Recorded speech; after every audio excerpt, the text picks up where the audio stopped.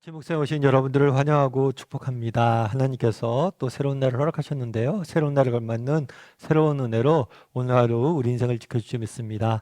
오늘은 지혜와 번뇌라는 점을 가지고 전도서 1장 12절부터 18절까지 말씀을 좀 살펴봤으면 좋겠습니다. 12절과 13절 말씀 같이 한번 읽어볼까요?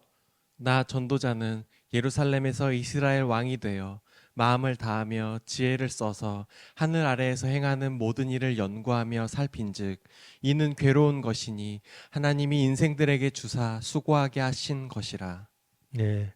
오늘부터 좀 지혜에 대해서 좀 살펴보길 원하는데요. 예전에는 서부 영화가 많았었는데 요즘은 서부 영화를 많이 안 보죠. 저희 어렸을 땐 서부 영화를 되게 많이 봤던 것 같아요. 아마 여러분들도 많이 보셨을 텐데 이 배경이 그런 거죠. 미국의 서부 지역에서 새롭게 땅을 개척하는 이야기예요. 근데 서부 영화에 보면 재밌는 게 뭐냐면 세 종류의 사람이 등장합니다. 첫 번째는 누가 등장하냐면 꼭 주인공이 등장을 하죠. 주인공은 굉장히 총을 잘 쏩니다. 그 다음에 악당이 등장을 해요. 악당은 주로 부자예요, 부자. 돈이 되게 많아요. 그런 다음에 누가 등장하냐면 선교사들이 등장을 해요. 그래서 이 사람들은 학교를 짓고 아이들을 가르치죠. 그래서 결국에 서부 영화의 마지막은 악당을 이기고 총잡이가 이깁니다, 주인공이.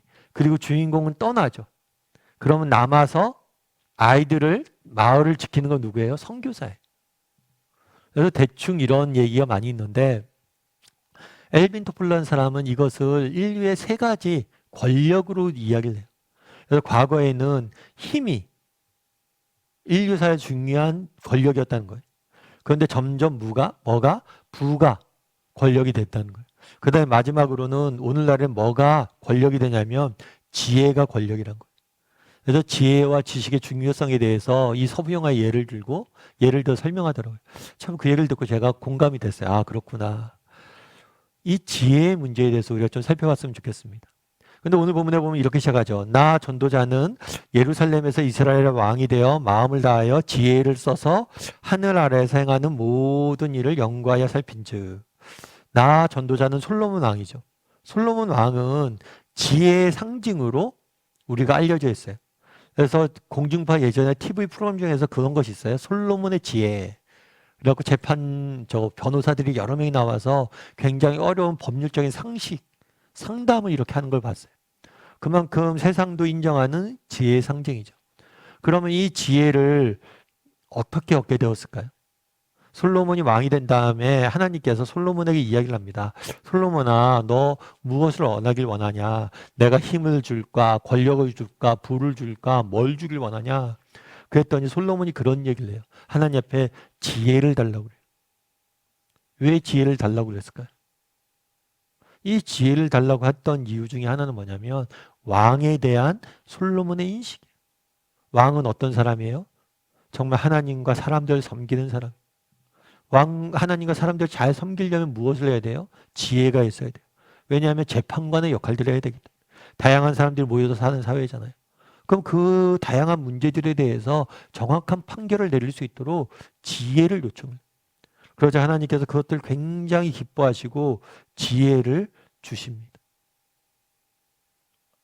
참 이 이야기를 읽을 때마다 제가 좀 은혜가 있어요.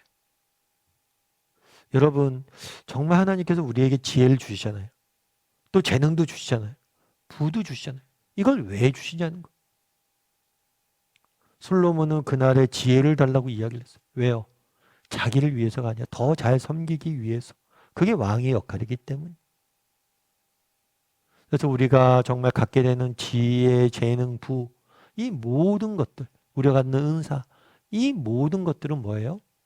선물이자 책임임을 우리가 기억해야 돼요. 이 두 가지 이야기가 굉장히 중요합니다. 첫 번째는 뭐예요? 선물이에요, 선물. 여러분, 우리가 잘나서 무엇인가를 얻는 게 아니에요. 하나님께서 은혜로 그저 우리에게 주신 선물이에요. 이것들을 기억해야 돼요. 그런 다음에 이건 단순히 선물이기 때문에 우리 자신을 위해서 주신 것이기도 하지만 우리 자신을 넘어서 뭐예요? 다른 사람을 섬기기 위해서 주신 것. 그래서 우리에게 책임도 된다는. 그래서 옛날에 어른들이 그런 얘기 했잖아요. 공부해서 남 주냐? 야, 공부해라, 공부해. 공부해서 남 주냐? 그런데 그리스도인들은 공부해서 남 주기 위해서 공부한 사람. 공부해서 우리 자신만을 위해서 공부하는 게 아니에요.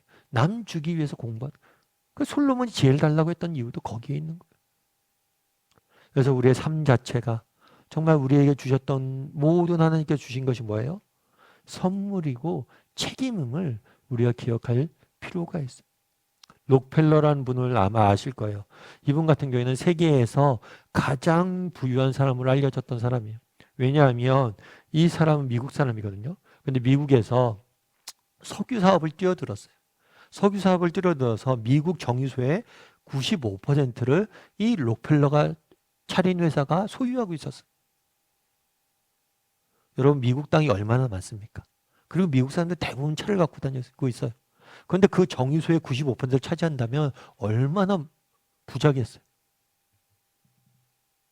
그런데 이 사람이 나중에 뭐 이런 걸로 인해서 독점 문제나 이런 것들로 인해서 많은 어려움들도 있었죠.